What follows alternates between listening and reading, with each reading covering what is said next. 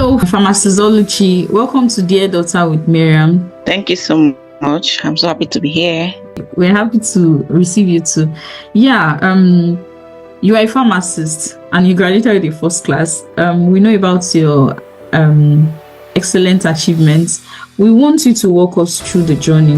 What drove you to pursue pharmacy? Honestly, if you ask most pharmacists this question, 70% of them will tell you that they didn't want to study pharmacy at first. It was medicine. So I think I fell category of those that wanted to do medicine at first, but at a certain point I had to slide to pharmacy. So the first JAMB I wrote, I think I applied in UI, so I didn't get that. I was heartbroken. Okay. I didn't get the medicine I applied for. So the second JAMB, I didn't even put medicine. I put radiography. It was my pre-science admission that gave me pharmacy. I got pharmacy through pre-science. So I went through what they call pre-science. Okay. So that's like a 1-year program where when you pass very well there, you get the course you put in that particular university. Okay. It's not like if you pass it, you can go to another university. It has to be in the same university. So that was how I gained admission to study pharmacy from my pre-science. So it wasn't through JAMB admission. Yeah, so it wasn't my first choice. So I just had to slide into it when I didn't get it the first time. Okay. My parents were like, "Oh, it mustn't do that. You can do something else." So and already my brother was already doing pharmacy, so I just joined it. And when you started pharmacy, you loved it. So that was there a point that you were like, okay, what am I doing here? You loved it, true? Yeah, I did. There was no point that I was choked, like I was wondering what I was doing here. No, I loved it. Though I had dreams of being like, this guy, Ben Carson, that doctor that separated. Yes. Gifted, so hands, yeah. So I had this friend of mine. Then both of us we are really working towards that. So at some point I'll remember that and say, oh well, at least I'm still doing something that I still find interesting, though I didn't get to be the banker I wanted to be, but it's still fine. Maybe some other person can do that for me. Yeah. But you actually achieved the first class in pharmacy. So how was your study routine like? Considering the fact that you're a girl then in school, and then I'm sure some guys will be following you. There will be so many distractions. People are going to parties and all that. So how did you manage that? How was your study routine like? How did you achieve first class? Okay, I remember before I gained admission, I've always been on top of the class. So it has always been the 18 for me, like a normal thing for me. Let me just put it that way. Okay. So when I gained admission, I had that aim in mind that I was going to graduate to the first class. I didn't want anything below that. That was my target. My dad had always been my cheerleader. Any small win I had in primary and secondary school, he always magnified it. You keep bringing the phrases in my ears. Out of 100 students, so you took first. With that, I wanted to still make him proud in my university. So when I gained admission, I was saying in my heart, I didn't tell anybody, so that if I didn't get it, nobody would be like, "Oh, we didn't get the first class." So I kept it in my heart. Yeah. So just between me and God. So I had it in mind. I said, I'm going to graduate first class. I'm going to work towards it. So that's the first thing. The first thing was to know what I wanted. I wanted first class, and I worked towards it, and I prayed about it too. When I gained admission, I had some series of personal prayers before going to school, because of course we had a lot of news about schooling in university. You get to live away from your parents, your siblings, and all of that. So I had to pray about a lot of things, and that included how I was going to leave the company I'll be keeping, such kind of things, asking God to take control from the beginning, the first day to final year. Okay. So I also told God I wanted to get class, so I made that known to Him to help me. So my study routine, I won't say I had any special study routine, but I made sure every opportunity I had, I used it for my study. Because back then in school, I was also very, very, very busy because I was an ESCO in a fellowship. I was a Bible study coordinator. Then the post increased to double positions because we had our faculty fellowship. Then we had our own other, let's say, church fellowships. Let me just say it that way, like other fellowships. Then we have the faculty that's for everybody. It's more like a joint fellowship, whether you are this or that or that, but whether you're a Christian, you belong to that. So I was the VP there. I was also the VP in my own personal fellowship. So every opportunity I had, I used it to study. I remember telling one of my friends I had to be studying every single minute I had, because the next second I could be going for one meeting or the other to do one thing or the other. So I had to use every little time I had. So I can't tell you that I was studying 12 hours a day, 9 hours, but every opportunity I had, I used to study. Yeah. That's good. And what are the advantages of the results you graduated? How has it given you edge? Like maybe during application or meeting people, what are the advantages that you've gotten from having a first class in pharmacy? Okay, one advantage I had in that period was there was a time the school was taking lecturers, so they considered those that had first class. Though I didn't take up the position because of the distance. Yeah, because of the distance. So I was in the east, so I didn't take that up. Then another thing, my internship after my program, after my undergraduate program, the school absorbed me to do my internship because I had the first class, and many others that also got their cut-off mark. So those two were the two outstanding things that happened. In pharmacy, we don't usually come to ask, is it first class, second class? They don't do that anyway, provided you passed. So it's not like other courses that they are grading you on that your first class or second class. No, but in some scholarships anyway, applying for scholarships too, they could ask for your CGPA. But generally, on the outside world, you don't get to ask, are you a first class, pharmacist, or second class? It's just low key, internal. Okay. Kind of. Yeah. Okay.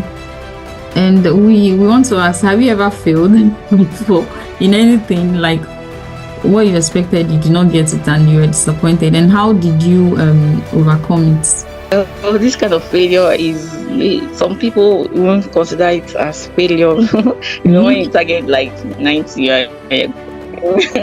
okay, 70, not call it failure. Some people but it was very painful. So yeah, it was very painful. If you're targeting, let's say in this course that you read very well, you wrote very well, you're seeing something like C, you are so angry, you expected an A, why are you seeing a C? So that happened mostly in my fourth year or my third year. So I couldn't really understand why my grades were going the way they were going. So because at the end of each semester, I calculate my CGPA and make sure that I'm still on track to my first class dream. So I saw it, so I was worried. I was not happy. It wasn't like I failed, but I knew what I was targeting. So yes, I would say I failed in that. So it didn't feel good, but I kept on pushing. Yes, I didn't give up. Wow, okay, that's good. You kept on pushing. And also, you double as a graphic designer. It's very interesting. What drove your passion for it, and how did you join that industry? Well, graphic design is a part of me I didn't know existed. Okay. Honestly, it was the COVID-19 period Yeah. that brought out all of this. So during that period, a lot of people were having online classes. The first one I joined was held by a family friend. He was just teaching all this video editing. So I joined. So from there, I had encounters with other classes. So there was this particular class we were in. They showed us a lot of lovely pictures of logos they designed and mocked up. So it was really nice. From there, I started developing interest. Honestly, I didn't know I had this part of me. Even my brother was surprised. Me too, I'm also surprised. This kind of person that likes things, like seeing things being created from things that did not exist, if I must put it like that. Back in school, I liked word problems. Like they will tell you to this number 24, the sum of 23 and 24 is equal to the square root of 25. Find the number. I loved how we were able to come from that abstract to something real. Yeah. So I loved that. So how I found that this graphic design helped me to something that maybe they are scattered all over the places. The resources you have, you now put them together to bring out something that is so beautiful and visually appealing. So that thrilled me. That was the excitement for me. That was the thing that pushed me forward to do this even more, because I loved seeing things being made out of nothing entirely. That's what really encouraged me to go on to learn more about it. Okay. Wow, that's good. And you're a very good graphic designer. You designed our logo for this podcast and even our banner. Thank you so much. Looking back, is there anything you wish you would have known, maybe as a young girl? Is there anything you wish you would have known, or even before starting the school? Thinking about that, things I wish I had known, I don't know, there's nothing coming to my mind like I'll say I wish I had known this or known that. The only thing I can think of now is when I was in school, I was just focused more on studying. I wish I had known, like if someone had told me I could, think outside of my books. Think outside of my book, like do other things, think of businesses or stuff like that. So I think that's one thing I will say I wished I had known. Those periods, it was just my book, the church, the fellowship, and back to my lodge. Stuff like that. Three things are keeping me busy though. So I don't know if I could have coped well with another thing though. Who knows? I don't really know, but I think I wished I knew that. Then now, if I'm now the one chopped up by time, I'll now know, okay, I couldn't do this, but at least I would have known that for knowledge sake. Okay. Wow. Yeah. So also in pharmacy, is it very challenging for girls to thrive, considering the fact that it's STEM? Like, is it male dominated, or women also thrive in pharmacy? Interesting thing is that the pharmacy is female dominated. Okay. It's female dominated. Yeah. Over the years, the females have always done exceedingly well in pharmacy. In my own school, I don't know if it's general, but I feel it's general. The females have always thrived. The BGSs we've been having have been more of females than male. So, and even in classes, you see more females than male. So, pharmacy favors female children too, the girl child. Okay. That's good. So, girl, you can do it. You can be a pharmacist and a very successful one. And how do you stay in touch with trends in pharmacy, like new developments? Okay, well, we have groups. There's a YPG group, Young Pharmacist Group. Okay. To stay in trend. Also, your Google is your friend. Then there are also books too. We have our Medscape, our MDEX. There are also other books that could help. Yeah, anyone that seeks knowledge. So knowledge is out there. And also we have groups, so we are not alone. We have a group of pharmacists where information is shared. Challenges at work are shared. If you have questions, you ask. If there to answer. If you are looking for a particular drug, you can ask. Someone might have it or have an information where you can get it from. So we have groups like that, and also we have resources online. Also, we have a pharmacy body, Pharmacist Council of Nigeria. So we are not alone, kind of. That's good. That's good. So, what message would you like to share with students pursuing a degree in pharmacy, most especially girls? Well, if you want to pursue a degree in pharmacy, I feel you need to be focused. Yeah, because there are many distractions that could come our way. You should know what you want to achieve, so that you go for what you want to achieve. Be focused, know what you want to achieve. Because if you just walk into a school without any purpose, that means you are going to fall for anything. But if you have a purpose, you have an aim, something that is driving you, there's something you want to get out of this school to keep you on track. So whoever study pharmacy or any other medical course, you need to be focused and you need purpose.